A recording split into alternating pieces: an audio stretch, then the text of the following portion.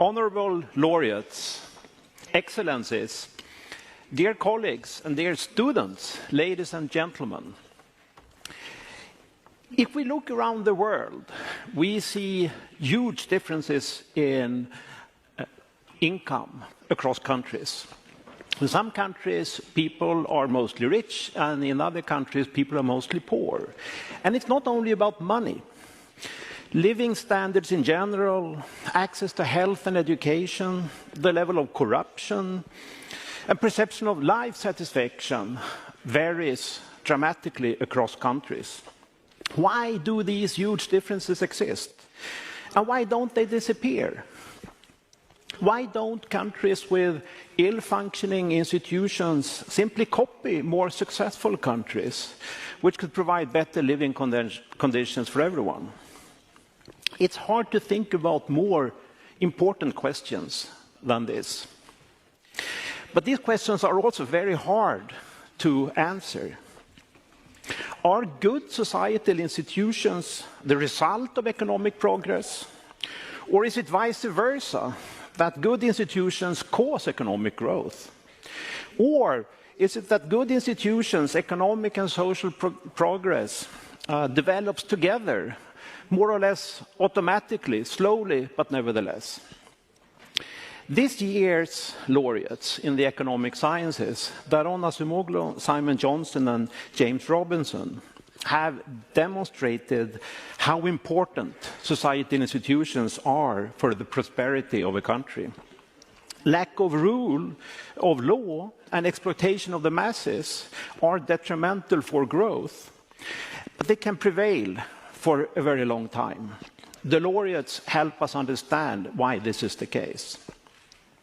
A key piece of evidence used by the laureates to establish a causal relationship from institutions to prosperity is built on the fact that Europeans, when they colonized large parts of the world many centuries ago, they dramatically changed the institutions, but not in the same way everywhere. In some parts of the world, the purpose was exploitation of the people and expropriation of natural resources. In others, it was the building of new states to the long-run benefits of settlers. The laureates have shown that the consequences of these differences are still highly visible. Those countries where inclusive institutions were built are now rich, much richer, while the ones where exploiting institutions were built are poor. The laureates have explained that such bad institutions provide short-run benefits to a ruling elite. Although the introduction of more inclusive institutions, less exploitation and the rule of law could provide benefits to everyone, the rulers cannot credibly promise not to steal the fruits of these changes later on. Thus, the society can get stuck in a situation with bad institutions, poverty among the masses and the rich elite. But the laureates have also shown that there is hope. Democratization and the building of more inclusive institutions have happened, and they can happen again. So it's a great honor for me to present this year's laureates, and the first lecture will be given by Acemoglu, Institute Professor at the Massachusetts Institute of Technology. Please, Daron, the stage is yours.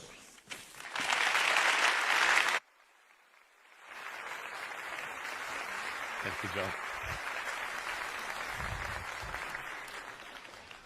Thank you very much. It's such a great honor to be here to deliver one of the 2024 Nobel lectures, in large part because it means we've been awarded the Nobel Prize, which is a fantastic honor. But rather than talk more about my joy about this, let me delve in and talk about institutions, technology, and prosperity. I'm going to take this opportunity to tell you a little bit about how I got interested in those questions, how Simon, Jim, and I approached them, but also provide a framework that I think is useful for thinking not just about history, but about some questions of import today. What drew me to economics can be seen from this picture. Even as a teenager, I became aware that there were huge differences across countries. So, for example, in this map, if you look at the countries that are shown in dark blue, which are the 12 richest countries or 12 richest countries that make up about the top 10% of the distribution by GDP per capita around the world, they are about 63 times as rich as the countries shown in the lightest color. That's a staggering gap in a hyper-connected, globalized world, and it constitutes, to me, one of the most puzzling but one of the most exciting questions of social science. Even as a teenager, I had reason to link this to politics because I was growing up in Turkey when, shortly after the country had undergone a coup and freedoms were suppressed. Soldiers were everywhere, even at the gates of our school, and I came to wonder whether political issues were related to the economic problems that the country was experiencing at the time, such as unemployment, inflation, stagnation, and whether they were related to the issues that I was also observing around the world in my little capacity that I had as a teenager. So today we would say that those issues are related to institutions, broadly speaking, property rights, laws, regulations, political arrangements that influence the distribution of political power, who has political power, how that can be exercised, and the distribution of economic resources, which shape incentives and opportunities. You can see on the right a huge variation in institutions, however you measure them. Here I'm using the World Bank's index of rule of law, equality before the law, and you can see some countries clustered at the bottom. I'm showing them in purple, and some at the very end showing in green. We call those different institutions extractive and inclusive, just to have a label. Extractive institutions centrally are those that concentrate economic and political power in the hands of a small segment of society without putting much constraints on it, and that enable extraction of resources, tilting of the playing field in favor of those at the expense of others. Inclusive institutions, so the polar opposite, they distribute economic and political power and opportunities more broadly. You can see a strong correlation with GDP per capita, but correlation, of course, is not causation. In the parlance of economics, we would say institutions are endogenous. It may well be that, as John said, rich countries demand or can afford better institutions, whatever dimension of it you focus on, or it could be that there are some other omitted factors that are responsible that influence both prosperity and various dimensions of institutions. These ideas go back a long time. Montesquieu was one of the people who eloquently, although idiosyncratically, identified one version of it, which we later refer to as the geography hypothesis.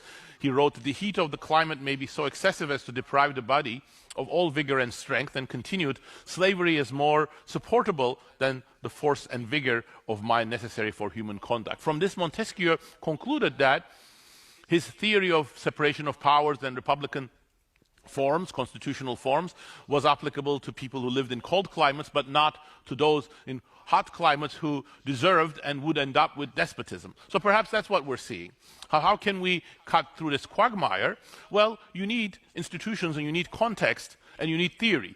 So European colonial history seemed like an ideal lab for us, not just because it's one of the most formative events of the last millennium, but because, as the figure I showed already indicates, and I'll go back to it, the range of institutions you see in the former colonies spans the whole spectrum. So here, the countries that I picked at the bottom and the top, and they're not the only ones, by the way, are all former colonies. So you see this variation in the colonial sample as you see in the whole world.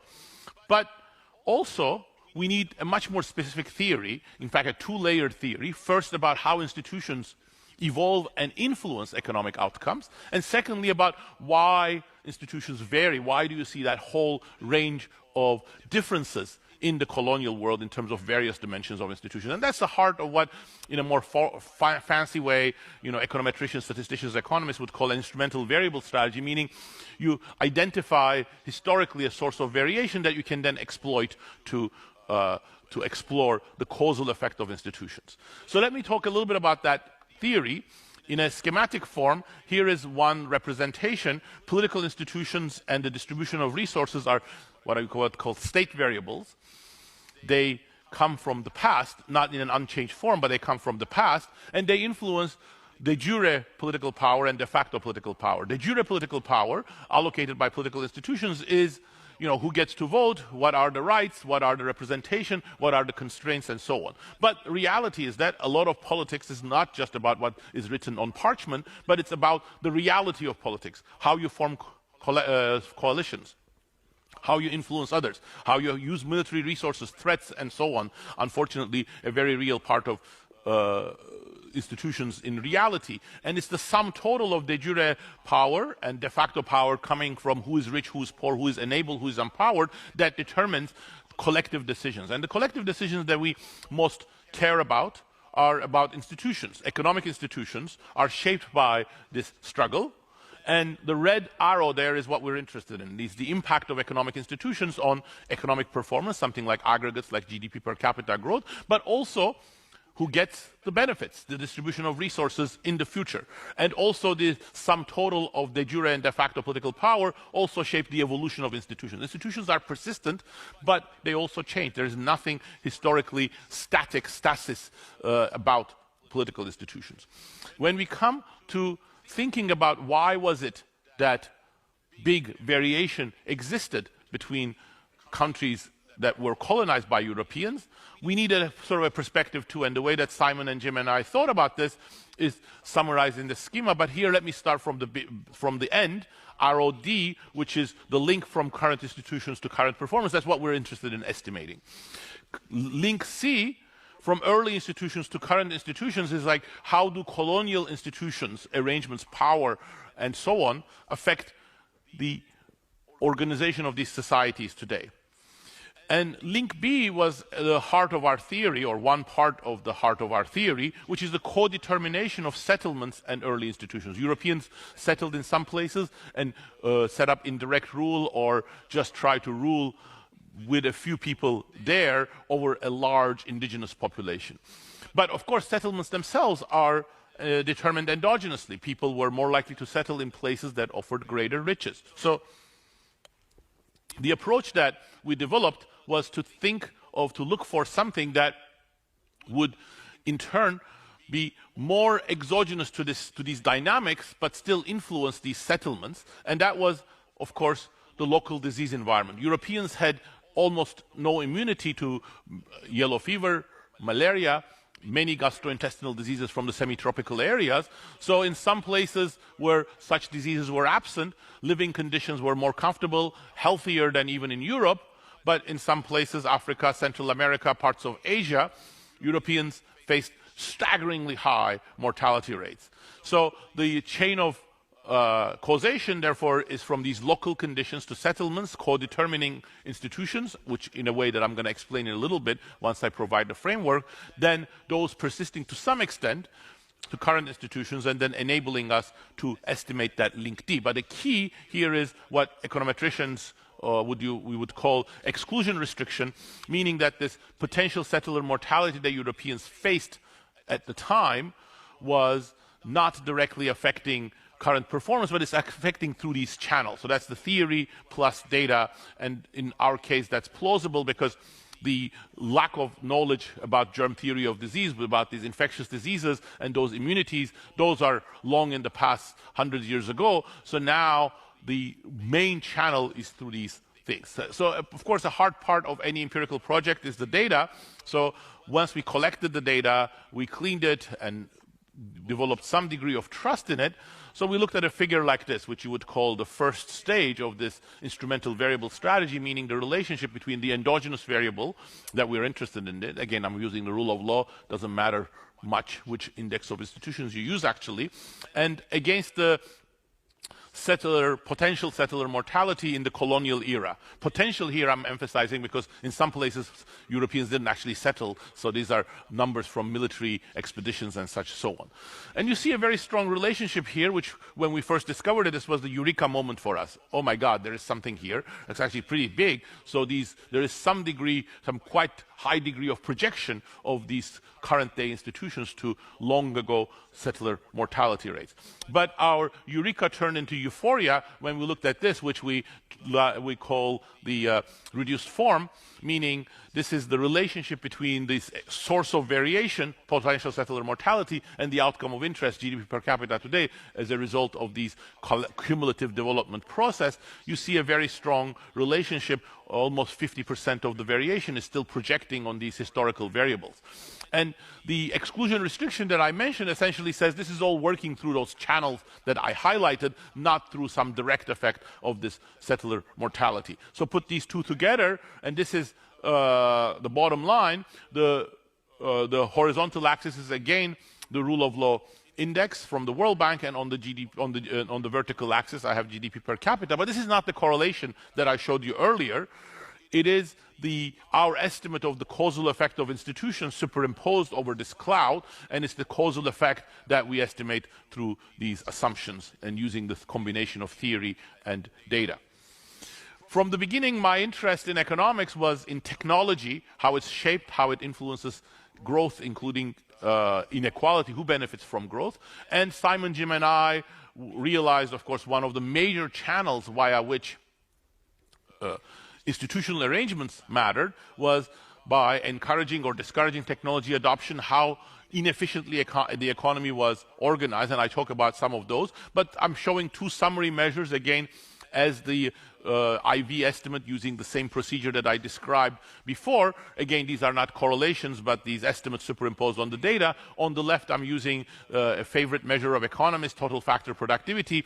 Look at those GDP per capita differences, but take out what is due to machinery, investments in physical capital, investments in human capital, what's left the residual. That again projects onto the GDP, onto institutional variables, instrumented, exploiting this exogenous source of variation. And on the right, a different measure that looks at the technology composition of exports. What is the fraction of exports of a country that are in products that are classified as advanced technology products by the Census Bureau? Again, you see a high projection. So whatever is working by co-determining technology, efficiency of production, and GDP per capita. So to think about these, what I'm going to do is now I'm going to present a framework, and the point of this framework is to reinterpret our work, including the colonial context, but also help us think more about institutional change and institutional persistence, but also shed light on some questions of relevance today. For example,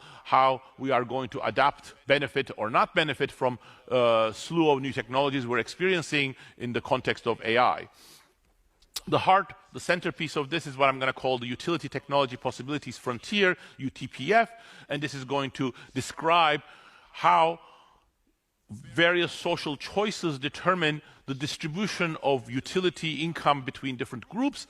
And using this framework, I can talk about factors that shift the frontier, more or less efficiency, for example, technology, factors that move us along the frontier, and the role of technologies, especially in shifting the frontier. But also this framework is going to be useful for delineating the causes of institutional persistence and institutional change.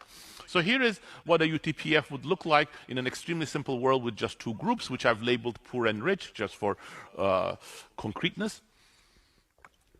You can think of the rich as the colonialists, landowners, capitalists, or poor as indigenous population, peasants or workers, depending on context.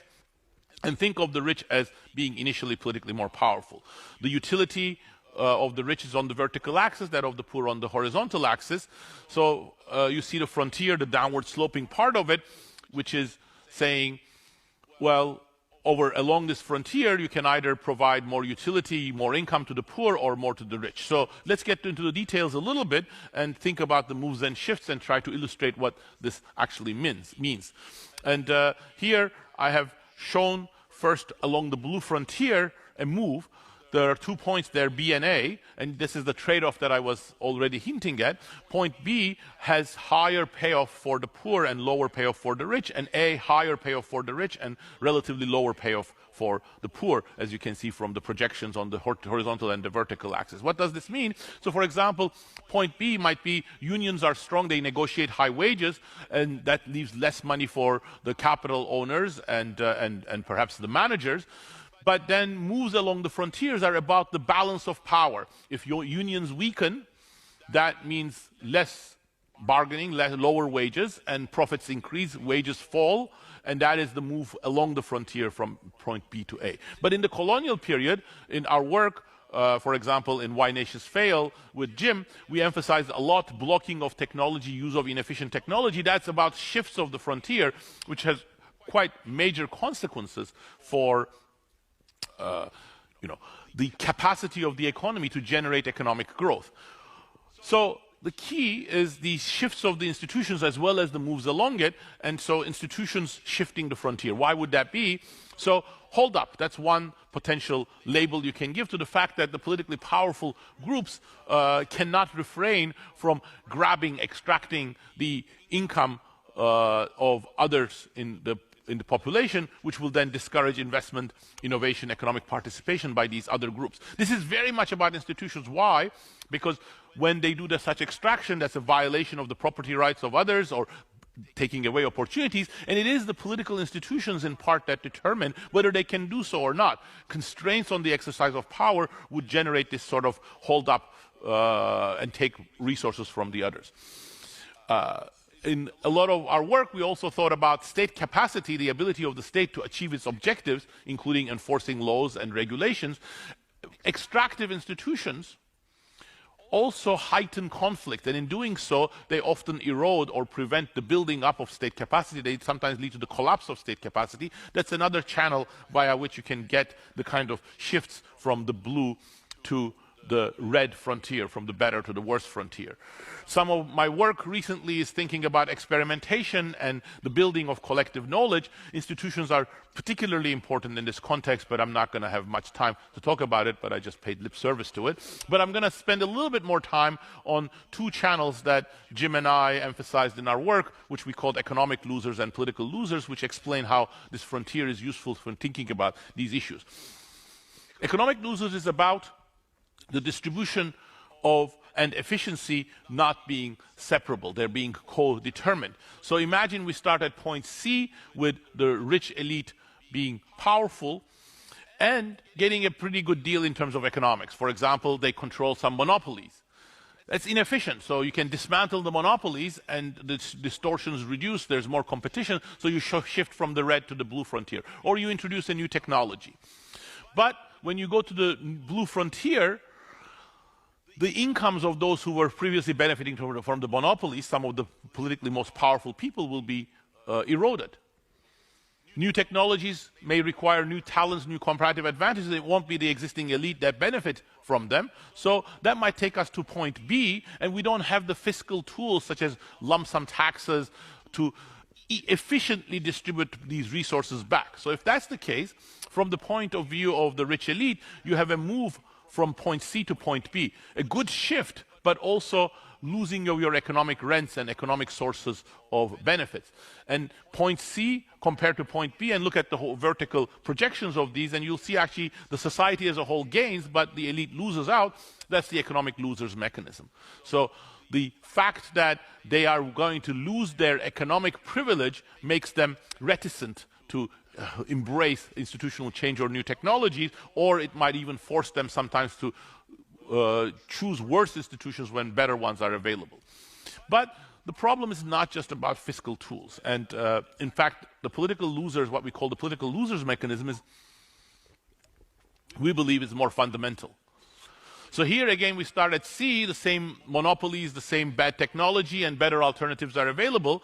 We shift to the blue frontier, but now the instruments are available, so you don't have to go to point B, you can go to point A. The best of all worlds, both the rich elite and the citizens benefit. But here is the catch. Change economic change begets political change. This is what Jim and I called in Why Nations Fail political creative distraction.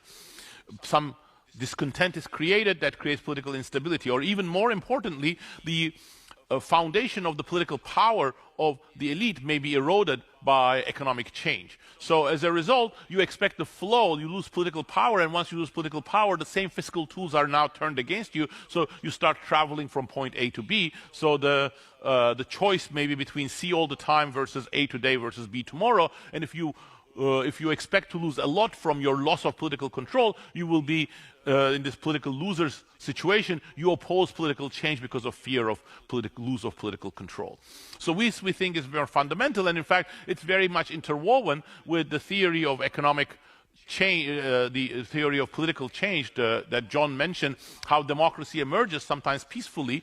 It's about the ability of different people to make concessions and arrange the gains from economic interaction. So again, start at point C, but remember that the elite controls institutional power, de jure power, but sometimes the more numerous rest of society may get de facto power. They may solve their collective action problem. They may pose a revolutionary threat. And when that happens, the situation is dire, so you have to make some concessions to stave off that revolution as an elite.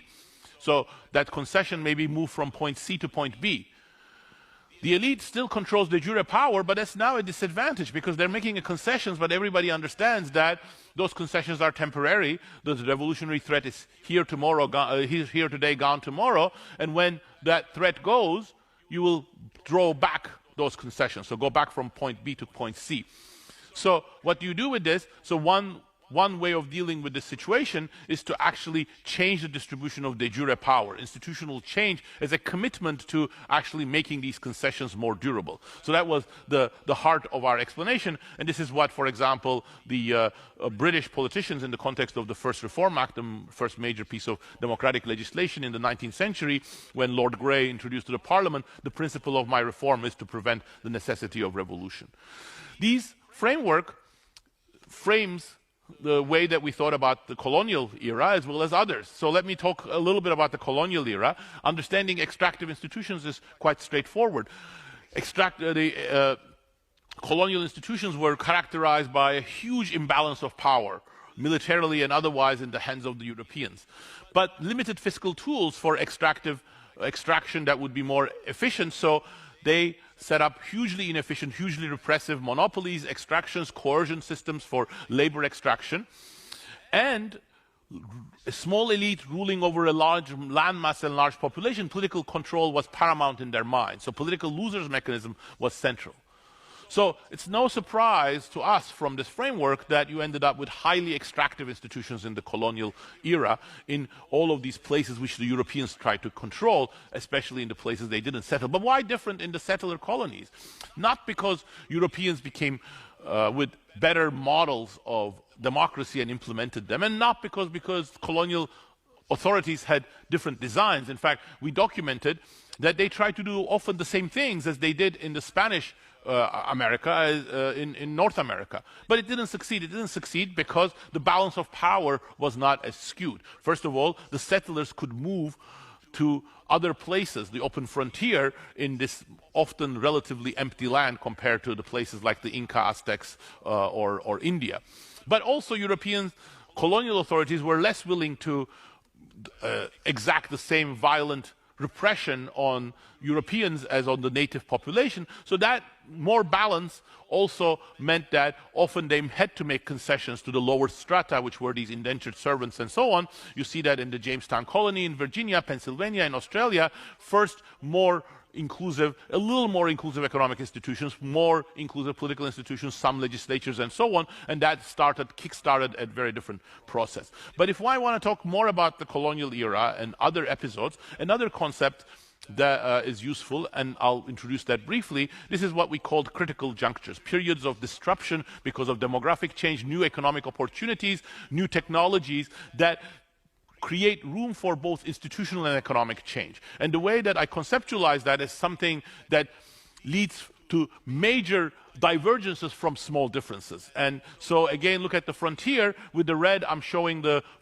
frontier under extractive institutions. The blue is the shift, the better frontier, when you have more inclusive institutions, but in regular times. But small change becomes much amplified during these critical junctures, so that's why I am drawing in green what the same institutions would achieve during this period of critical juncture. Why? There are no new opportunities. So changes now enable much more beneficial variations in terms of economics, in terms of who runs the firms and who invests and who innovates and so on.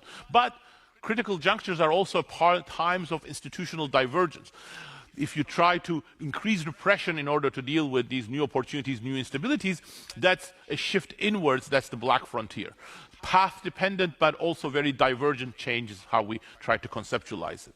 And you see, once you do this, new commonalities, for example, between colonialism and the spread of industrialization. In colonialism, it was these small differences that led to huge variations in terms of institutions. Before Europeans arrived, there were differences in terms of institutions, in terms of some civilizations that were pretty elaborate. And there were some income differences in the colonial world. But these small differences became amplified. Why? Some relatively inconsequential things like the local diseases that didn't matter so much for the indigenous population suddenly had a much different meaning in terms of institutional trajectories when Europeans, with their huge power imbalance but their lack of immunities, arrived.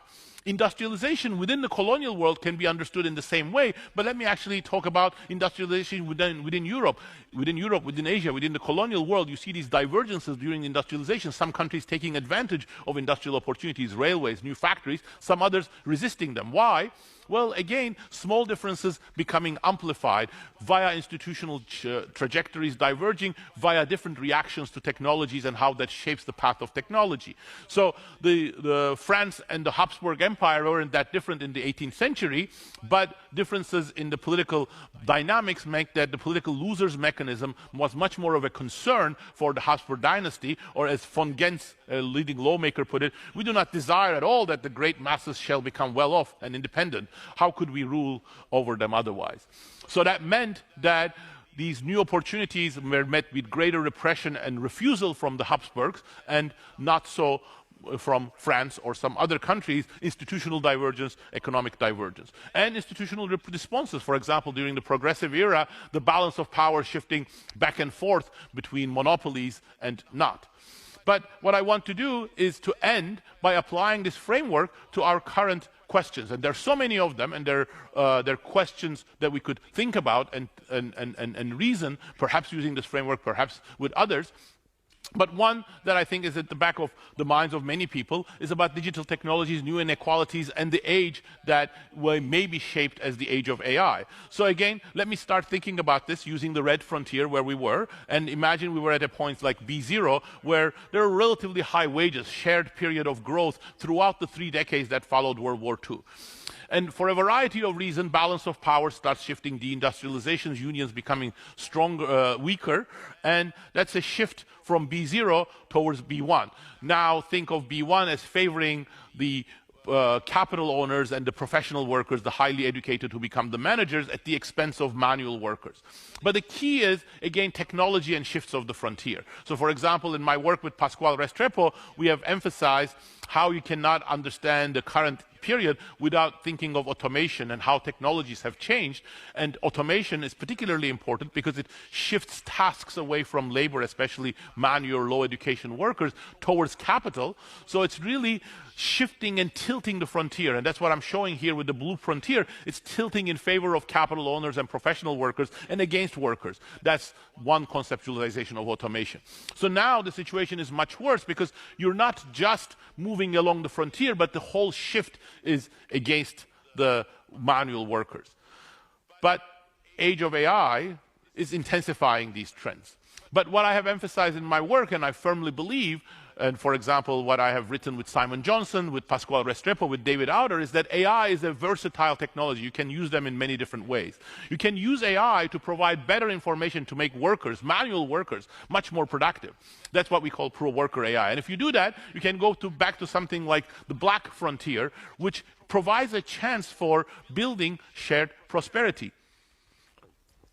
Wages, utilities, incomes of different segments of population can be high.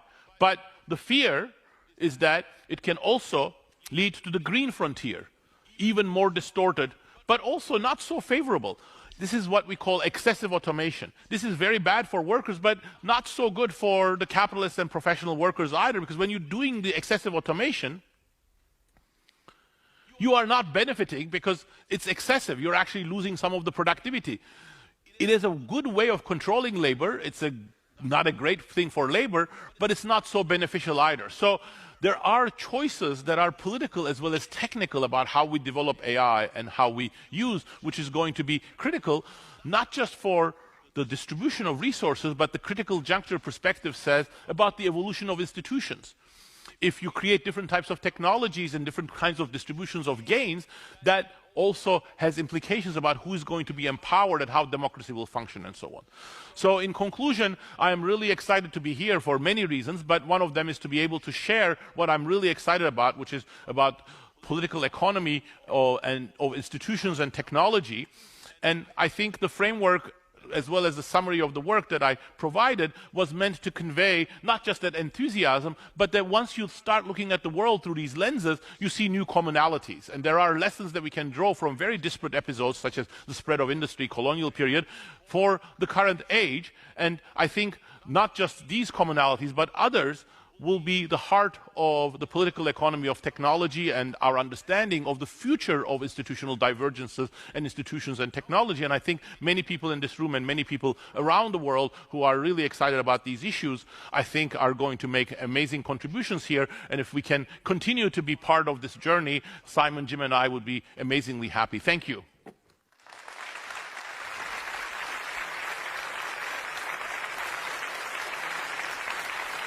Thank you so much.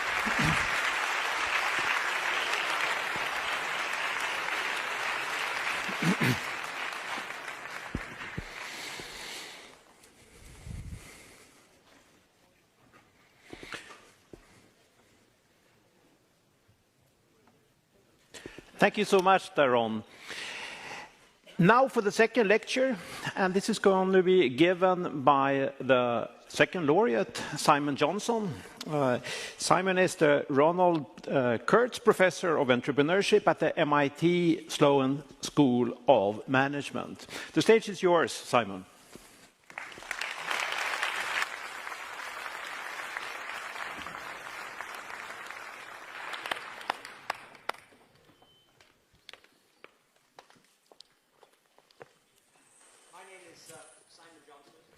I'm a professor at MIT Sloan School of Management, and my lecture is called Disease Environments, the Mortality of Europeans and the Creation of Institutions in the Colonial Era. If you look at the Korean Peninsula from above at night, this is what you see.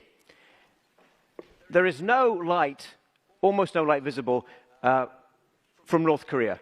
And that's because, as I think most of you know, North Korea is a very poor country. North Korea is also run by a rather brutal totalitarian regime, raising the question of, are the North Koreans so poor because of the totalitarian regime, or does the causation flow the other way? And of course, South Korea, a completely different country in terms of its characteristics, a democracy in which a lot of people are included and have rights, is today struggling or arguing intensely about the nature of its democracy and the importance of democracy for prosperity.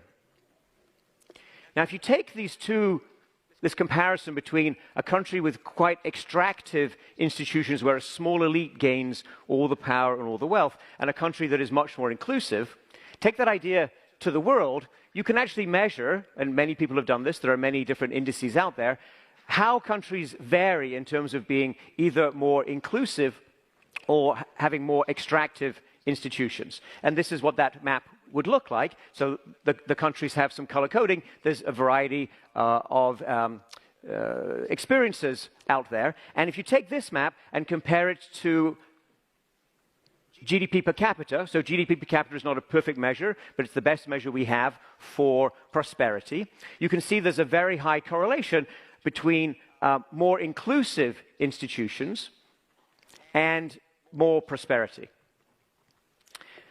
This map shows all the countries of the world, and I've divided them into two colors. The red ones are former European colonies, which is about a little bit over a third of all the countries in the world today, and the blue dots are other countries. So you can see that the former European colonies span, roughly speaking, the entire experience of institutions today, how inclusive they are, and GDP per capita today, how wealthy people are. And I am emphasizing European colonies because when we started to think, myself, Dr. Acemoglu, Jim Robinson, about the potential ways to think about causation, do institutions cause prosperity or prosperity somehow cause and bring with them institutions?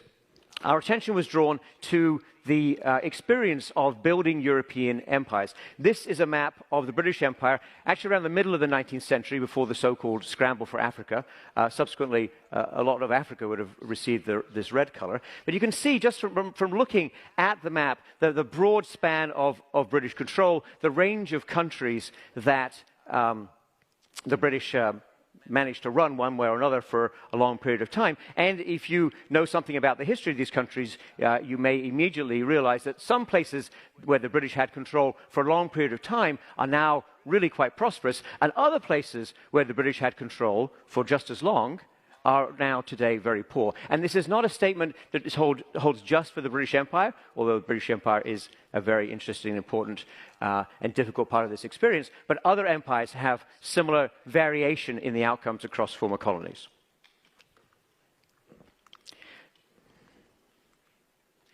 So, what's going on here? What explains, or what's the history that led to this kind of experience?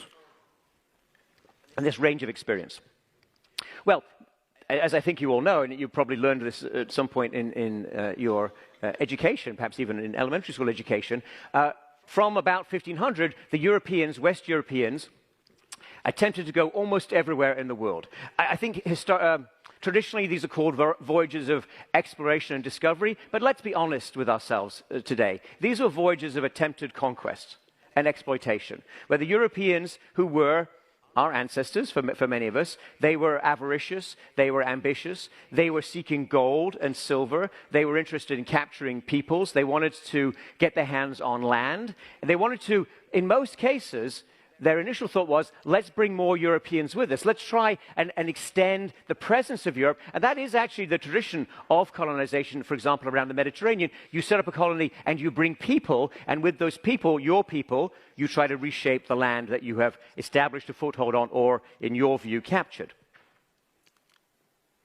But the Europeans very quickly encountered a problem, a very big problem for them, which was infectious disease to which they had essentially no acquired or inherited immunity. Those diseases were primarily yellow fever and malaria.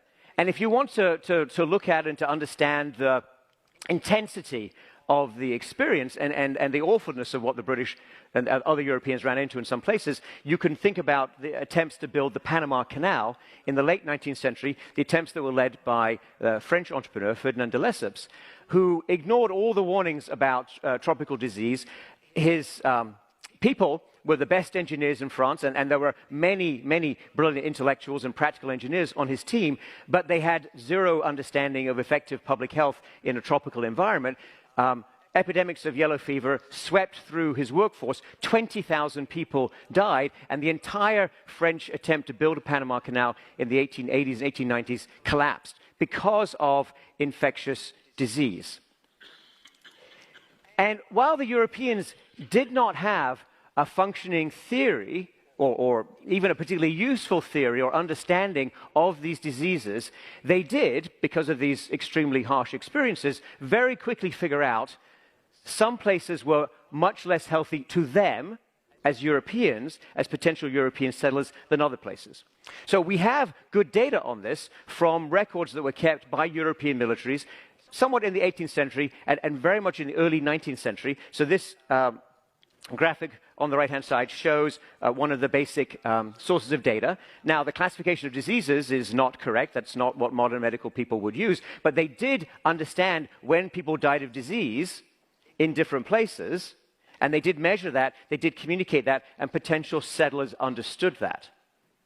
So if you send 1,000 young male Europeans around the world in roughly 1800, a year for which we have very good data, we know that if you sent that group of people to West Africa, 500 of them would die in the first year. Half the people you sent would die. And the second year, you would have an equally high rate of mortality. If you sent the same 1,000 people to the West Indies or India, the mortality rates were still high, but they were much less dramatic than the West Africa. It would be between 40 to 70 in India, 85 to 130 is what the data say for the West Indies. If the same 1,000 people went to North America, Northern United States or Canada, for example, the death rate per annum for those people would be about 15 per 1,000. And that's, roughly speaking, the same death rate as for people like them who stayed behind in Britain and France. And again, the military records show us similar data for similar people across these very different places. So, if we wanted to sort of summarize this data and summarize what the Europeans understood in this period, we could divide the disease environments that they faced into three groups. One was extremely high, more than 7 times what the Europeans faced. One was pretty high, so if you go to these places, you're 2 to 4 times as likely to die as if you stay in Europe. And one was quite low and really very similar to Europe. And ask yourself the question, if you're being pitched on some potential colonial adventure and you have these data and you're aware of this experience, to which of these places would draw your attention? Where would you like to move? Where would you like to take your family?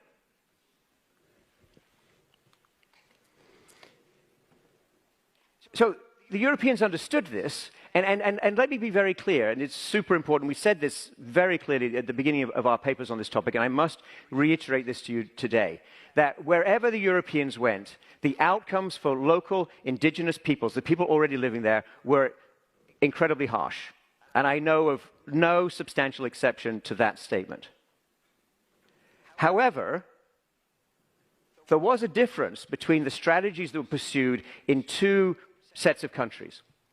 In those places where settled mortality was low, where the risk of death from disease was no higher than in Europe, the Europeans established what many people have called settler colonies. So the Europeans came, and they settled, and they tried to bring more Europeans. And how do you bring more Europeans? How do you entice Europeans to come from Europe? You offer them the rule of law, you offer them property rights, you offer them some political voice. That's inclusive institutions. Now, what happens in the other places, the places where you don't want to take your family, the places where Europeans don't want to settle? Did the Europeans leave those places alone? Did they back away entirely? No, of course they didn't. The Europeans were looking for opportunity, advantage, profit everywhere, but they didn't want to go in large numbers. So they established a presence, they found ways to build control, they minimized the number of Europeans on the ground, and they extracted value from the local population in every which way they could, creating what we now call and what we now see around the world as extractive institutions. If you got extractive institutions, you didn't get good outcomes in terms of economic growth subsequently. In fact, the effect of these institutions, this differential impact of institutions, was so dramatic that countries and places that were initially rich relative to the world, when the Europeans showed up, places such as the Inca Empire or much of the Indian subcontinent, these places subsequently became quite poor. The places that have become rich within this sphere of extensive European influence is places, not the indigenous peoples, but places that initially didn't have much by way of resources or much by way of concentrated population that the Europeans could capture. And the key driver of the massive differential in income per capita today is whether or not you industrialized early among the former European colonies, and that's primarily about whether you had inclusive enough institutions. This graph shows the USA, UK, India, and China, their share of world manufacturing. And you can see that when the Industrial Revolution starts, at the end of the 18th century, the United States is nothing in terms of industrial production. India actually had very substantial and very impressive, high-quality industrial production. But in the 19th century, as the modern tools of industry spread, it's the Americans who were able to take advantage of that. In fact, by the 1890s, the US is the largest industrial power in the world. And look at what happens to India, losing its share steadily, unable to industrialize because of the institutions that have been imposed and run by and taken over by the British. So if you look at the data today, you can see a very robust pattern. It really doesn't matter. There's lots of different measures of institutions. You can pick and choose. You can run this exercise for yourself at home. Many people have run these regressions over the past 25 years, and we should do more of that. It doesn't matter which measure you take. Lower settler mortality, the places that had that lower initial mortality for Europeans, have more inclusive present-day institutions.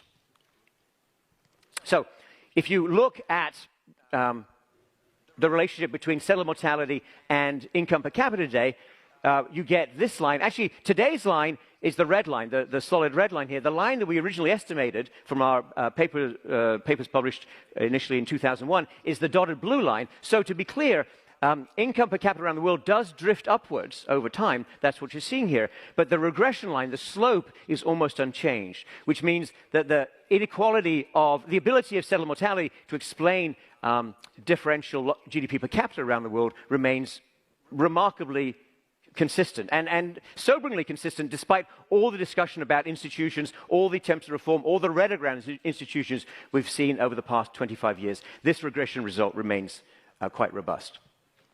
But while this might be an interesting result for you, I think and I hope it should also raise a question, which is, you know, if this is so obvious, if this has been with us for so long, if extractive institutions are so painful, why do they last? Why don't countries and peoples find their way out of it? And I really want to have an important shout out here to some of the scholars many of the scholars who've come after us and who have built extremely interesting and I think important work on to help us understand exactly how extractive institutions have persisted. So I'd like to mention, and these are just three examples, but three wonderful researchers. Lakshmi Iyer has done work on colonial India, identifying that land tenure, the way that land was held, and the rights of people relative to land has turned out to be an incredibly persistent measure or aspect of institutions that has lasted through hundreds of years. Melissa Dell has found, in the case of Peru and also Java in modern Indonesia, it's the way in which labor was used and forced labor schemes imposed by the Europeans that have had these long-lasting effects and that have proved difficult to shake off. All those legacies remain with us. And Nathan Nunn has produced this incredibly important and I think massively consequential work that we should all study and understand and think about the full consequences of the slave trade. The slave trade that was created by Europeans, it was run by Europeans across the Atlantic. The slaves were brought across South America to the West Indies and to North America. And the consequence of this slavery remains with us, both in the countries where the slaves came from and in the countries where the slaves arrived. And this historical depth of knowledge is important, I think, in part because the 20th century had many amazing achievements and if you like, medical miracles, which you might think should have changed everything. For example, this lack of knowledge about yellow fever and malaria, which was a huge deficiency in human understanding, it was fixed by scientists at the end of the 19th century. In fact, Ronald Ross, who had a couple of the most important ideas that helped precisely pin down how mosquitoes transmit malaria, Ronald Ross made those breakthroughs in 1897 as an obscure doctor working in India and some other places. In 1902, he was recognized with a second ever Nobel Prize for Physiology or Medicine. And by the 1920s, this is a cartoon that shows an enormous, mosquitoes are not actually this big, an enormous mosquito dropping malaria bombs and yellow fever on people. There was a broad understanding that this is how these important infectious diseases were spread. Sadly, this knowledge was not converted into completely accessible public health until the 1940s, so that we should ponder that gap between the Nobel Prize and actually making the technology available to people around the world. It took far too long. But by the 1940s, there were sustained and well-designed public health campaigns to reduce the transmission and where possible, eradicate malaria and yellow fever. And the success of these measures in terms of life expectancy, including in quite poor countries, was remarkable. So on the left here, you can see life expectancy at birth, and these are across a range of different countries in terms of their initial incomes per capita. And you can see the poorer countries converging up to the level of the richer countries. In the right, you can see, however, that the same was not experienced in terms of GDP per capita. So in the 20th century, everyone has access to not the same medicine, obviously, not the same healthcare, but to key breakthroughs in public health. That helps a lot of people, but it doesn't transform their economies. It doesn't lead to convergence in world GDP per capita. In fact, the distribution, the inequality of GDP per capita we have today in 2024 is roughly the same as what we had 120 years ago. It was the 19th century and industrialization that was decisive, not the 20th century, for that distribution of income. And here's the reason. And I understand this is an uncomfortable story for many people, and I understand there are facts here that many people, including people in power around the world today, would rather not confront. But this is what's in the data. Actually, these are data that our colleagues in Gothenburg at the VDEM team collect. I think this is some of the very best data that we have that shows what happened to institutions over time. So I'm just putting 3 countries on this slide. Not to pick on anyone, but they are illustrative. The United States is the green line at the top. That was a low settler mortality place. The blue line is India. That was a medium settler mortality place. The British ruled it, in our view, in a way that was primarily extractive. And at the bottom is Nigeria, which again was under British control and had extremely extractive colonial experience. And if I take my 3 settler mortality groups that I showed you about a few moments ago, low settler mortality, medium, and extreme, or high and extreme settler mortality, you see the same pattern. That the institutions that you had in 1900, and you can go back earlier in a slightly more fragmented way with the VDEM data, for example, these institutions, they change from year to year. There is crisis, there's a coup, there's political volatility, sure, but there's path dependence. There's a legacy. There's a shadow of colonialism, and that shadow depends on whether that shadow is entirely malevolent or somewhat good for some people, depends on exactly how the Europeans ruled you. Now, we did spend, we were grateful to have been awarded the prize for work we did 25 years ago. It feels good.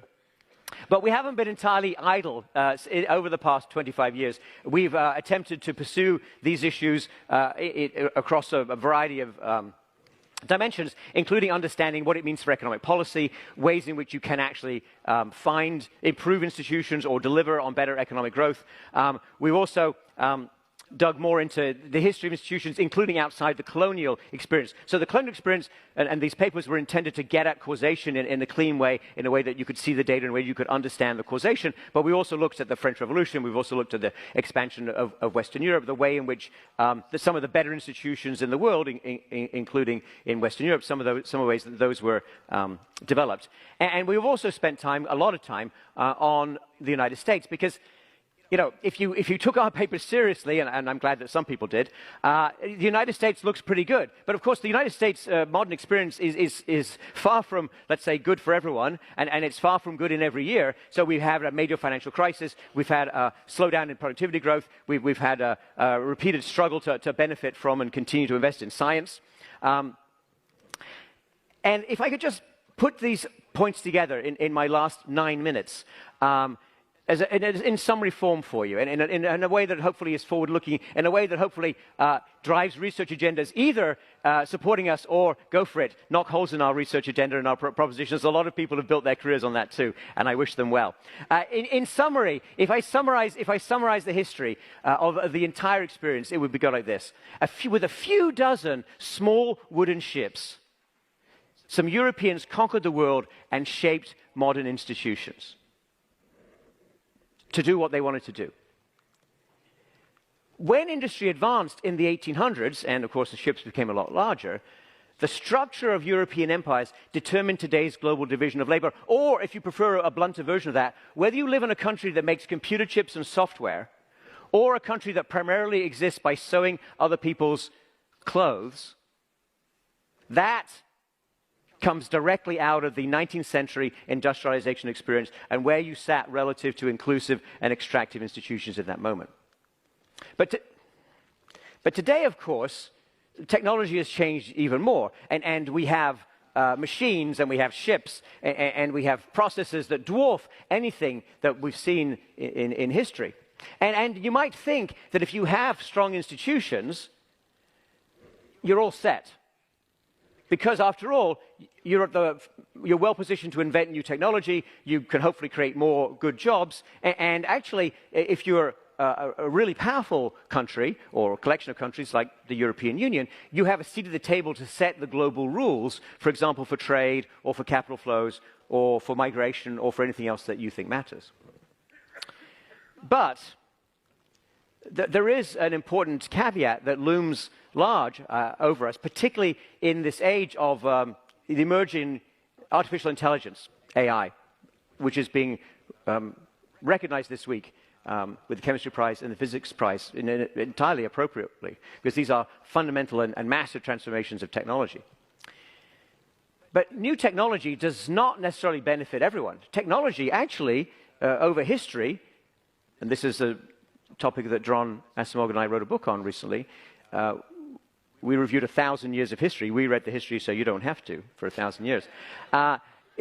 You can easily find inventions, and the cotton gin would be one of the most awful, which actually helped a few people, those who were white slave owners in the southern United States, but primarily made it easier and cheaper to expand slave plantations across what we now call the Deep South. This is a technology that was made even more valuable by industrialization, because now you could sell a lot more cotton to Britain for turning into shirts in Manchester.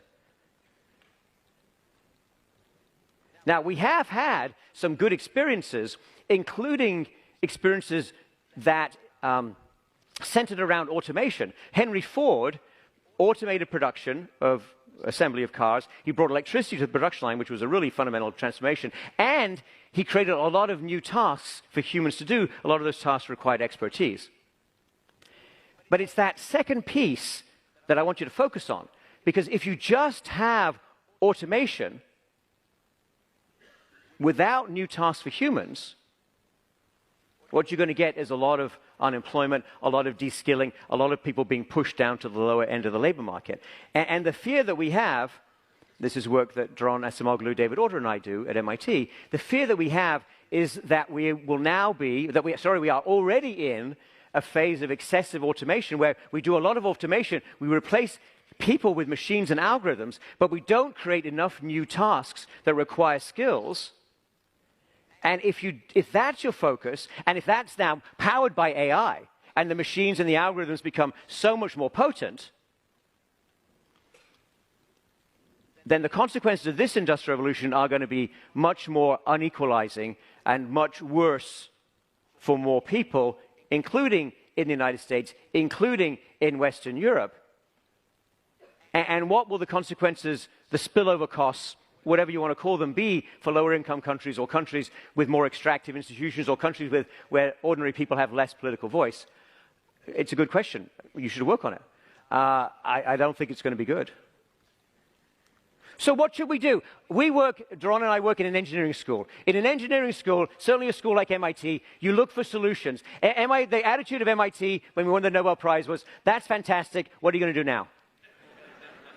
And that's the right attitude, if you ask me. And so what we do is the following. Doron and David Order and I have a center that works on, it's called Shaping the Future of Work, and we're focused on understanding and trying to help promote and develop what we call pro-worker AI, which means artificial intelligence being developed in ways that will help boost the productivity and the pay and the status of people who did not go to 4 years of college.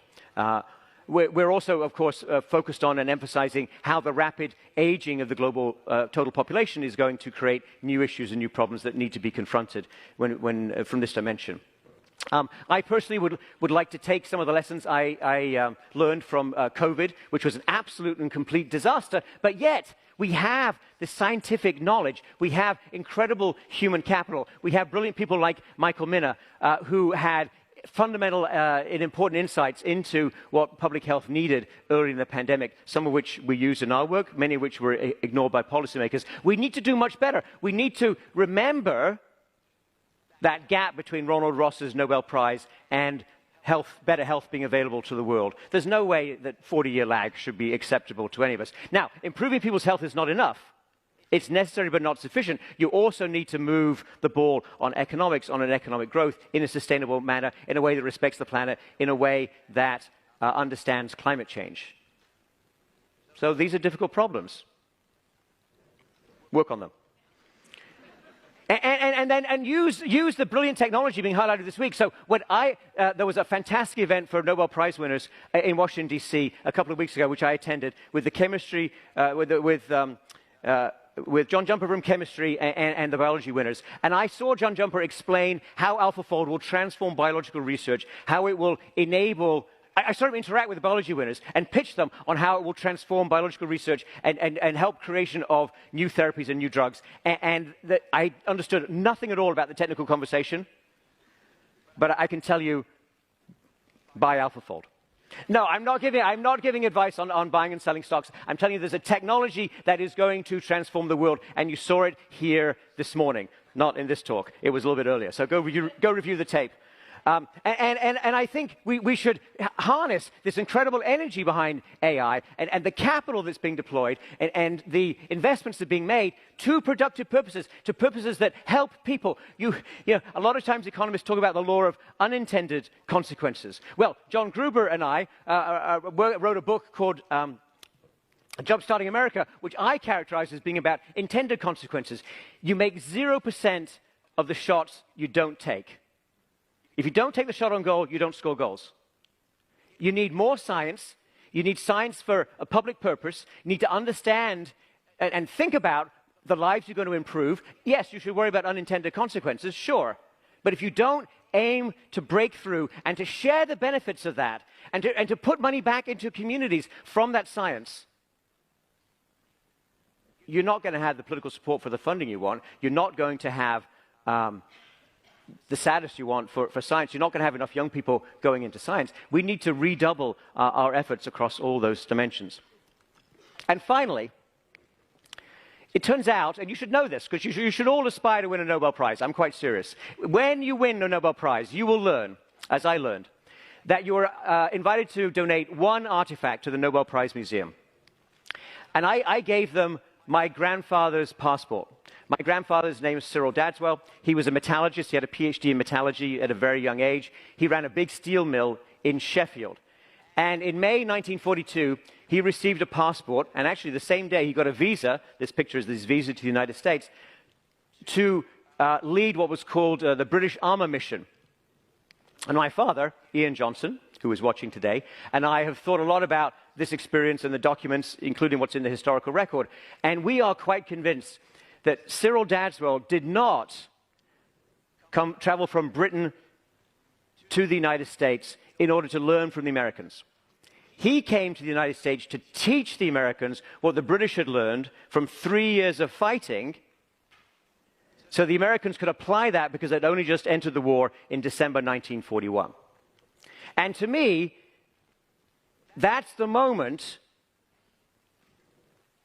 when technological and scientific leadership and technological leadership transferred from Europe to the United States. Before 1940, the United States won very few Nobel Prizes in the sciences. Some immigrants did get them, but very few American-born scientists. After 1945, the United States has dominated these prizes, including this week. But with that great power of invention and that power over the creation of technology and that power to shape the direction of technology comes responsibility.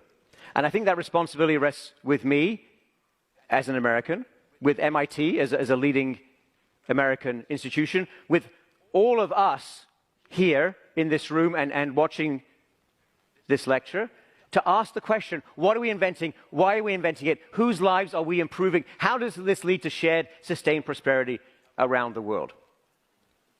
Cyril Dadswell died when I was 2 weeks old. And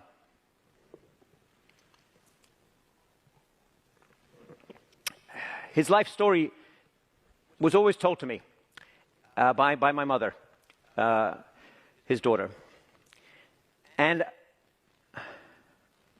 I am incredibly grateful to be standing here today and to have had your attention and to have had the opportunity to at least attempt with Daron and with Jim to highlight for you some of what has mattered in history, some of what has helped people, some of what has hurt people.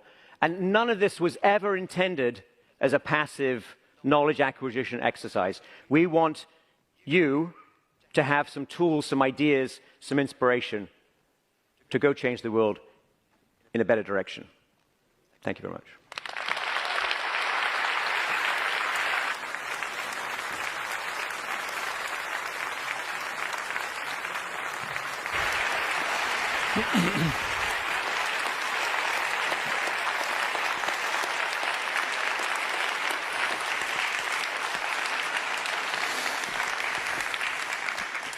Thank you so much, Simon. I can assure you that we have noted that you haven't been idle for the last 20 years. And we have also noted that your work has inspired so many other people so that they have not been sitting idle. And that's, of course, a key reason for the prize that you have achieved.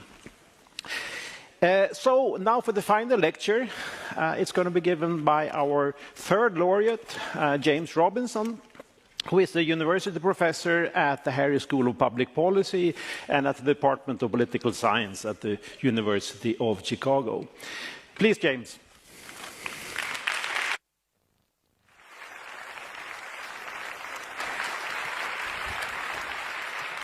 Okay. Great. Thank you very much. Thanks very much. Thank you. I was going to say thank you for inviting me, but I'm not quite... I'm not quite sure that's appropriate. Anyway, I'm very honoured and happy to be here, and a little distressed to go last after what you just saw. But let me have a crack at it anyway. Here's my noble lecture. It's called "Path Towards the Periphery," and you'll see by the end, hopefully, what that's about. Oops. Okay. And so I'm not going to repeat what Simon and Daron have talked about the evidence that we tried to provide on the importance of institutions for comparative economic development and comparative economic growth. But what I do want to focus my comments on and the ideas is to talk about what are these institutions, what do they mean, and where do they come from? And I think that's particularly important for the people in societies, who are poor and would like to do something about those institutions. How do you change those institutions? How do you do it? And of course, it's also very important for us as outsiders wanting to help people in poor countries. How do we engage in a constructive way with people in poor countries? How do we help them improve their institutions? And I think, as Simon and Daron both mentioned, we measured institutions in different ways in different pieces of our research. And I'm just going to focus on one of those measures of institutional quality and sort of put pressure on what it means. Okay? And this is actually a figure that you've already seen today, which is the relationship between the rule of law and income per capita. So what the evidence suggests, what the evidence we provided suggests, is that countries with a much better rule of law do better economically than countries without the rule of law. Okay? So I think we all have a kind of intuitive feeling of what the rule of law, intuitive understanding of what the rule of law is. But what I want to start by saying is, actually, in my personal experience, there's different ways in which the rule of law can fail. And there's different reasons why the rule of law fails. And that turns out to be very important. Okay? And let me give you two examples of that. I could do this with property rights, I could do it with other measures of economic institutions, but let me just focus on one to be concrete. Okay? So that's the argument. All right. So let me give you, here's my first example, which comes from China, or you could say classical Chinese philosophy. Here's a aphorism from Confucius's Analects, okay, which is relevant for thinking about why the rule of law fails. The Duke of Shi said to Confucius, "Among my people there is one called Upright Gong. When his father stole a sheep, he reported him to the authorities." Confucius replied, "Among my people, those who we consider upright are different from this. Fathers cover up for their sons, sons cover up for their fathers." So here, Confucius seems to be defending favoritism towards your family rather than something we would associate with the rule of law. Okay? Your first loyalty is to your family, not to some abstract rule of law. So here's a failure of the rule of law, and I'm going to argue that conceptually this is extremely different from another example, which I take from Colombia. So on the right, the map of Colombia, there's a black line around... Whoops, that didn't work. Okay. I'm coming. There's a black line around that region on the right in eastern Colombia. That's the Los Llanos, it's the plains that run down to the Orinoco River. And that black line is an area called La Antillanora. So it's low-lying, it's lots of rain, water, very productive, great for tropical palm, biofuels, etc. So in the last 15 years, there's been a huge land grab in eastern Colombia over this land in the Antillanora. Okay? And how has that land grab taken place? Well, different ways, but here's one example. A law firm called Brigada Norrutia basically facilitated the expropriation of the land, violating many laws in Colombia which govern the allocation of frontier land by creating shell companies. So Rio Paila Castilla, that's a very big Colombian firm. They make sugar. They created lots of shell companies with the help of this law firm to game the laws in order to acquire enormous amounts of land in the Antillanora. So Rio Paila Castilla ended up with 42,000 hectares of land in a part of Colombia where land is supposed to be available for poor people, basically, to become farmers to distribute in the frontier. So one of the lawyers, this became a scandal in Colombia, and one of the lawyers appeared on the most popular radio station in Colombia in the morning and was asked by a journalist, do you have to stretch the law? Do you have to stretch the law, you know, so you could keep the land? And the lawyer replied, the law is here to be interpreted. Here, in Colombia, they are not white or black. Okay? So this seems to be a violation of the rule of law, and I'm going to argue there's something very different conceptually from my story about Confucius, and there's a general lesson there about the nature of poor, you could say, or institutions that don't promote economic development. Okay? And I'm going to use a particular terminology to talk about this that Daron said I shouldn't, but I'm going to do it anyway, which is, I think there's something conceptually different between this Chinese case and the Colombian case. There's some principle involved in the Chinese case. There's some kind of what I'm going to call, in the language of economists, a kind of normative principle. There's a sort of, it ought to be like this. Fathers ought to look after their sons. Sons ought to look after their fathers. So there's some principle involved. So I'm going to call that, there's a kind of normative order in this Confucian case, sort of underpinning what we might call the absence of the rule of law. Okay? But no principle like that seems to be involved in the Colombian case. In the Colombian case, it just seems to be naked self-interest, basically. If I can get away with it, let's grab the land. You know, if I can't get away with it, okay, fine. There's no principle involved. It's just naked self-interest. Okay? I want to ask the question, since I spend a lot of time in Colombia, since my wife is Colombian, is there a normative order in Colombia? I just argued that it's very hard to sort of think about that example as something as being justified by any principles.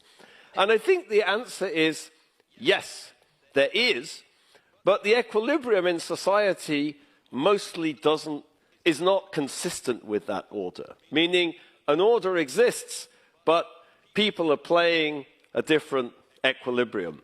I illustrate that just with a bit of research that I've done recently about social norms in Colombia. If you ever hung out in Colombia, you get struck as an outsider by many perverse social norms. And one perverse social norm in Colombia, which was highlighted by this gentleman here on the right in the costume of super citizen, that's the C. He's the former mayor of Bogota, Antanas Mocus. So he used to go around as super citizen. And one thing super citizen did was fight against perverse social norms like no sea sapo. So no sea sapo means don't be a toad, literally. And it's used to correct people who try to stop bad behavior. So let's say I see someone cutting a red light or stealing something or behaving in a socially inappropriate way. I could say, hey, stop doing that. Don't do that. You shouldn't do that. What would happen if I did that? They'd turn around and call me sapo. Don't be a sapo. You're being a sapo. Mind your own business, none of your business, okay? So Antanas Mocus had a campaign against, said, let's be sapos. It's good to be sapos. It's good to correct socially inappropriate behavior. So what we found in our research, this is research with Leopoldo Ferguson and Jose Alberto Guerra, two colleagues of mine in the University of the Andes in Bogota, what we found is that when you play a game, an experimental game, and you allow people to appeal to this sapo norm, the majority of Colombians believe that if you correct me, I'll call you a sapo. But what's striking is that a vast majority, 80% of people in our data, actually think that's socially inappropriate. They think it's going to happen, but they think it's bad that it happens. So there's a disjunction between the normative order, which is what you think is socially appropriate, and what actually happens, which is, yeah, sure, they'll call you a sapo if you tell on them. Okay, so yeah, there is a normative order in Colombia. It's just that the equilibrium is different. Okay, so let me talk a little bit about this normative order, and I gave you the feeling of that in the Chinese case. Where does that come from? Like, how come the Chinese have those principles and we don't in kind of hyper individualistic Western society? Well, that could be because the Chinese order stems from a different way of thinking about people and society and people's place in society. So a kind of very standard idea about Chinese, what I'll use another fancy word here, which is ontology, which is a part of metaphysics, is about what there is, what there is in society, okay, what exists, okay? And the traditional view amongst philosophers would be, well, in Chinese society, they don't think in this very hyper-individualistic way. People that see themselves in the context of relationships and communities. You don't think of yourself as distinct from your family. You're all part of the same thing. It's kind of unimaginable to think of yourself as an individual disconnected from your family. And you could think of that as being the sort of foundations for that normative principle that Confucius outlined. Now, going back to the regression and going back to the data, you might think, okay, there's a lack of rule of law in that context. Couldn't that be bad for the economy? And I think the answer, and that's what our research shows, is yes, it could be bad. It could be bad. It could be bad for the economy. That there are trade-offs in that context. Okay? It's bad for the economy in the Colombian case. It's bad for the economy in the Chinese case. So there are trade-offs. But of course, underneath it, there's a very different idea of what's creating that trade-off. And a lot of my work in Africa in the last 25 years, I think you can think of it through this lens of trade-offs, trying to understand institutional equilibria in African society, trying to understand the political, the cultural underpinnings of equilibria. Why are African countries poor? What could you do to improve these institutions? What's the logic of these institutions? I think in many cases, when I step back and think about that, there are these trade-offs. Okay, so let me give you one example of a trade-off from the work that I did in the Democratic Republic of Congo with Sarah Lowe's, Nathan Nunn, and John Weigel. We studied the Kuba Kingdom. Okay, so the Kuba Kingdom was a pre-colonial state which emerged in the 1620s. It was created by a political entrepreneur called King Xiam. And I want to talk about the trade-off in the institution he created as a way of thinking about why Africa might be poor in many ways. Okay, but to do that, I need to tell you a little bit about African society. Okay, I use this complicated word ontology. Here's a philosopher talking about the ontology of African society. So Placide Tempels was a Belgian cleric who was probably the first Westerner who really thought seriously about the way Africans think about the world and tried to understand from their perspective, how does the world look and in what sense is that different from the way the world looks to us. So here's Temples, he says, the concept of separate beings which find themselves side by side, entirely independent of one another, is foreign to Bantu thought. Why does he say Bantu? Well, he worked in Southern Democratic Republic of Congo amongst the Luba people, so he was thinking about people who use Bantu languages, who have kind of cultural elements in common, which comes from this historical Bantu expansion in Africa. Okay? The Bantu hold that creative beings preserve a bond one with another, an intimate ontological relationship. Okay? So the concept of separate beings is foreign to Bantu thought. It's similar to Chinese people thinking of themselves in terms of relationships and collectivities. Okay? And I think it's very important in understanding African society to understand that kind of worldview, you could say, and how it's institutionalized through kinship groups, through clans, and through this notion of wealth in people, that the most fundamental thing is people. Okay? And I always like to illustrate that with a board game. I don't know if the chemists were talking about board games this morning. They seem very keen on board games. But here's a board game which is common in Congo, all over Africa. This is an example from the British Museum. It's from Ghana, where they call this game Wari. In Congo, it's called Mancala. And without going into details, you take the cowrie shells, you distribute the cowrie shells. There's two players. And each player has a base, one on the left, one on the right. And the objective is you move the cowrie shells and you capture the cowrie shells of the other player and you put them in your base. Okay? So let me point out a few things about this and contrast it to chess. So first of all, the cowrie shells are all the same. And the objective of the game is to capture the cowrie shells of the other person and bring them into your team. Okay? You accumulate them and you bring them into your team. Think about chess. Chess, you have a hierarchy. There's the king and the queen and the bishops and the knights and the pawns. And your objective is to obliterate the other team, kill them, knock them off the board, and capture their territory.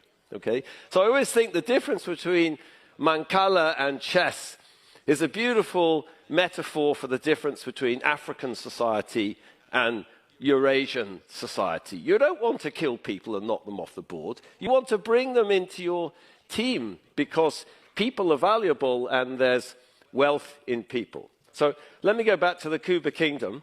Here's King Xiam. This is a statue of King Xiam. It's called an Ndop. And the person who formed the Kuba Kingdom in the 1620s, he's sitting in front of a Mancala board. That's his emblem. The great historian Jan van Sina called it his emblem. Okay, why is he sitting in front of a Mancala board? Okay, because it symbolizes the social contract that built the state in the 17th century. He said, okay, I'm building a state, I'm building a centralized political institution, but I'm doing it in a way which is consistent with the fundamental normative order in society, which is symbolized by the Mancala board. Okay, so this was a particular sort of state. Okay? It was a state which incorporated this principle. What does that mean institutionally? What does it mean in practice? It means that kinship groups and clans were merged with the state. That's what anthropologists call a segmentary state. Okay? In Western society, following the tradition of Max Weber, we think that when you build a state, you get rid of the kinship. You get rid of family. No. You don't. You merge it all together. Okay? So, did that cause trade-offs? Sure. Political science is full of discussions of trade-offs. I want to talk about a particular trade-off that we discovered in our work in Congo, which is related to the rule of law. So, when King Sham did this, it was a very ambivalent event. Okay? And the ambivalence of this is actually recorded in the oral history. So in the oral history of the formation of the Kuba kingdom, King Sham, first of all, has to make himself head of a clans. Okay? He was forming the clans into a state and merging them. He had to become head of a clan. How did he do that? Well, there was already a head of a clan. He had to kind of overtake this chap. How did he do that? Well, that person who was head of the clan had to anoint him. So he hid under a rubbish dump. The head of the clan walked past, saw the rubbish, he spat on the rubbish. King Sham was anointed. Then there was a competition. They all had to get a hammer. They were going to throw the hammers into this lake, and whoever's hammer floated was going to be the person who could bring the kingdom together. What did King Sham do? He cheated. He got some balsa wood, he put some foil on top. Everyone else had an iron hammer. They threw the hammers sunk, his floated. So the oral history records King Sham formed a kingdom, but he cheated. Now that's very different from British political history. I don't know about Swedish political history. And it symbolizes the ambivalence that people felt towards this creation of this institution that could have threatened the fundamental normative order of society. And what we found in our research is that Kuba people are actually much less committed to abstract rule of law than other people. As a legacy, in my interpretation, as a legacy of this ambivalent creation of an institution. Okay, so there's a normative order there. The Kuba kingdom might not be like modern Britain, but there's a logic to the way it was constructed which reflects the principles of African society. Okay? Now, that's not to say that African societies are trapped into poverty by their normative orders. In fact, the world changes, normative orders changes, and in fact, it's obvious, and this is some work that Daron and I have been doing for the last few years, that any society has multiple normative orders, even if one of them might be hegemonic at a particular time. There's different ways of thinking about the organization. There's different ways of rationalizing things. There's different arguments you can use. Okay? And in fact, if you look at the emergence of economic growth, whether it be in Britain since 1688, after the Glorious Revolution, that we studied in our work on Atlantic trade with Simon, that we studied in our book, Why Nations Fail, you see a lot of what's going on there is actually a reorganization of the normative order. It's a kind of reorganization of the principles that justify particular institutions and particular ways of doing things. Okay?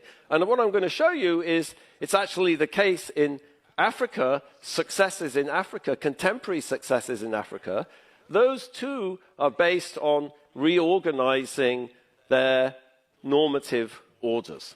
Okay? So let me tell you a little bit about the Glorious Revolution. Okay? So I've been telling this story a lot in the last couple of months, but the first day Daron and I met, which was probably about March 1992, I don't remember the exact date, and we didn't have mobile phones in those days, so I can't recover it. The first thing we talked about 20 minutes after my job talk, unsuccessful job talk, had many of those. The first thing we talked about 20 minutes after my unsuccessful job talk, was a paper by North and Weingast, Barry Weingast and Doug North, on the implications of the Glorious Revolution in 1688. We walked out of the old St. Clement's building at the London School of Economics, and he looked at me and he said, "Have you read this paper by North and Weingast?" And I had, it turned out.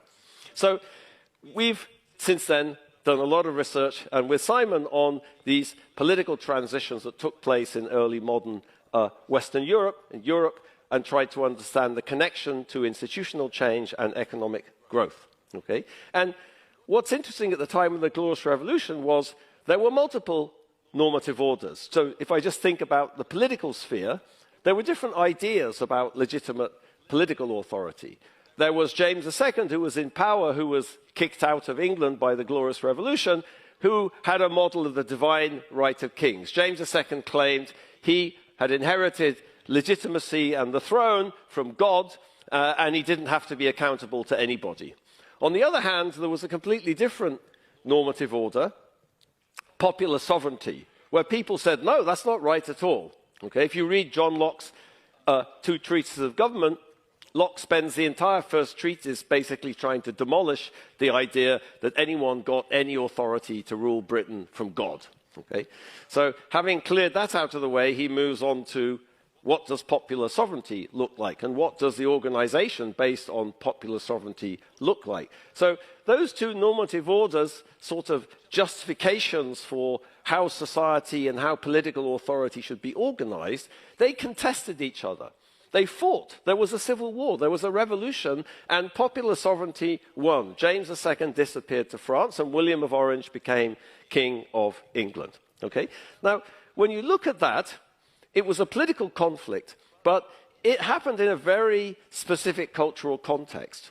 There was a reorganization of society. It was highly innovative, but it was justified as simply recreating the great myth of, British liberty or English liberty, okay? So the Bill of Rights, which was passed the year after the Glorious Revolution, states, whereas the late King James II did endeavor to subvert and extirpate the laws and liberties of this kingdom. Okay, so nothing original was happening, nothing innovative, just restoring the traditions of the British people. Okay? And what I want to emphasize about that is the way in which this conflict took part using the sort of tools or the cultural tools that people had in Britain. The parts of the normative order. Sure, they reinvented it, but they had to justify it with the concepts at hand.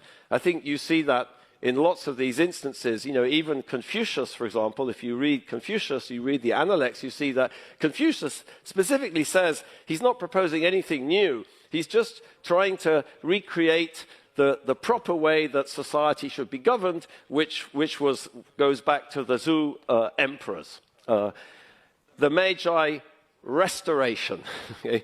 Another tectonic institutional change in 19th century Japan, faced with the threat of European colonialism and annexation, was a radical change in institutions, but it was made out as just a simple restoration of the monarchy back to its true position. So using the sort of cultural tools that the Japanese had to reinvent their society, to reinvent their normative order. Okay? And I think when I look at these examples, when we have studied these examples of successful countries in the world, countries that have changed their institutions and moved out of poverty, as Simon was saying, I think they have a lot of this flavor. So the first country I worked in kind of seriously in sub-Saharan Africa 25 years ago was in Botswana. The three of us wrote an early paper trying to understand the paradox of Botswana, because at the time we wrote that paper, Botswana was actually the fastest growing economy in the world for the previous 30 years. Not South Korea, this is the late 1990s, not Singapore, not China, Botswana. Okay? So we tried to understand how could a country in sub-Saharan Africa be the world's most successful economy over the previous 30 years. And I think what we discovered is that Swana political elites in the 1960s had brilliantly reinvented many of the traditional institutions and got them to work in the context of a post-colonial nation state. And let me just mention one, which is the hotla. So the hotla is the sort of traditional meeting place, council place of the Swana peoples, okay? And here's a photograph from a Norwegian anthropologist at the University of Bergen called Ornulf Gulbrandsen from a recent book of his. And here's a meeting of the hotla today. So this is a traditional institution. We have observations of the functioning of the Hotla back in the 1820s and 1830s from early missionaries. And it was the place where people, adult males, everybody today, meets to question officials, question the chief, to demand accountability, to deliberate, to try to understand what's going on. So the genius of post-colonial political elites was to take this thing and embed it in the modern state. Okay? When they built the capital of Gaborone in the early 1960s, it was in land, British had never governed what was then Bechuana land from the colony itself. They governed it from South Africa. They had to build a capital city. When they built the capital city, they built Hotlas. This is a more traditional one. But who's that chap standing up there with a suit? Okay? That's a civil servant. What's he doing? He's up there being questioned, being interrogated, justifying the policy. What are we doing? So they took this institution and they reinvented it in this post-colonial state, and they changed many other things too. Okay? Another of my favorite example that I've been studying for the last few years is Somaliland. Okay, so Somaliland is the former British protectorate of Somalia in the north of the country of Somalia. So when Somalia became a nation in the 1960s, it merged. I won't start talking about that process because it's highly contested in Somalia and Somaliland. But let me just say, since 1991, Somaliland has basically been an independent, autonomous country, and it's reinvented itself. Okay? It reinvented itself. It innovated new institutions in its own cultural context. Give you one example from the Borama conference 31 years ago, where clan elders met and they built state institutions. They designed state institutions from scratch. How did that work? It worked representing clans. So the Senate in Somaliland today, called the Guti, represents 82 clan elders. Okay? So of course, I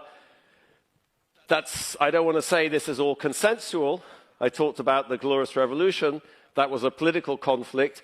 So these cases are more consensual, but obviously the world doesn't change in a necessarily consensual way. And of course, one of the most difficult problems that the post-colonial world faces today is there may be many normative orders in a country like Nigeria. Here's two of the local normative orders in two places I worked, in Umucheze and Leja in eastern Nigeria. And here's a quote from Chinua Achebe, the great Igbo writer.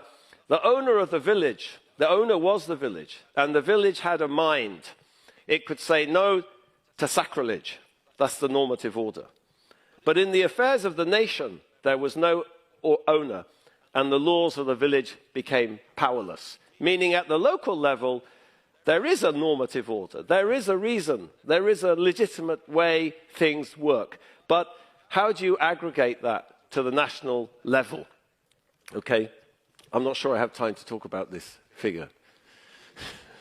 But let me just say, I started to motivate this by asking, how do poor countries with poor institutions, like the weak rule of law, poor property rights, different sorts of property rights, how do they improve those institutions? I think the main point I'm trying to get across here is we need to unpack the logic of those institutions. We need to understand how institutions fit into the local society, fit into people's understanding of the local society, fit into their ontologies, their worldviews. And I think that means the nature of the problem to improve institutions is very different. The nature of the problem to improve institutions in Colombia is very different from the nature of the problem in many parts of Africa, where there is a normative order in Somaliland, in Botswana, at a local level in Nigeria.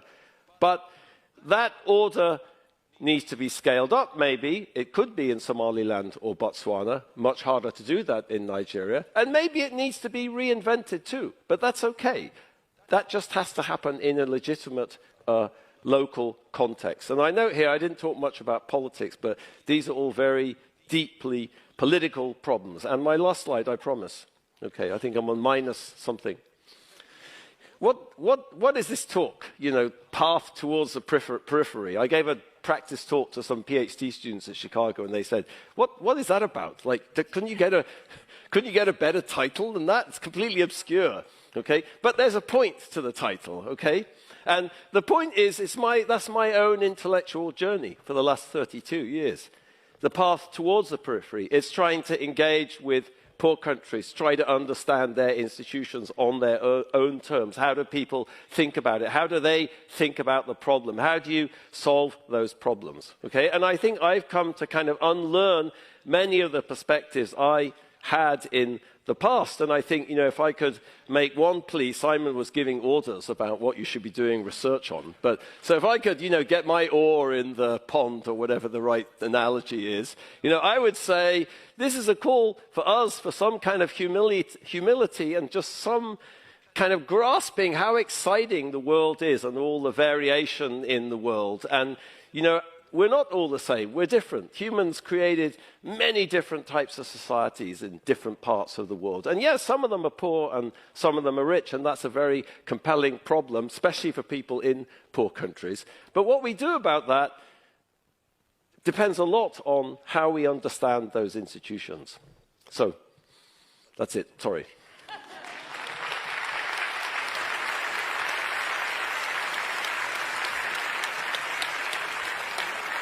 Oh. Thank you so much, Jim. And thanks to Daron and Simon. Please come up.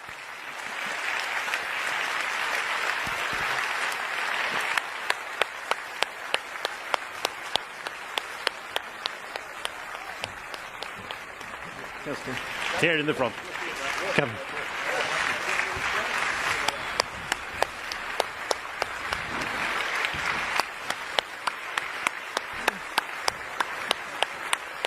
Thank you so much for a fascinating and inspiring 3 lectures. It's been a wonderful afternoon here, I'm sure, for all of us. And I'm so glad also that you really have demonstrated the width and the broadness of the area that we call the economic sciences. So thank you so much.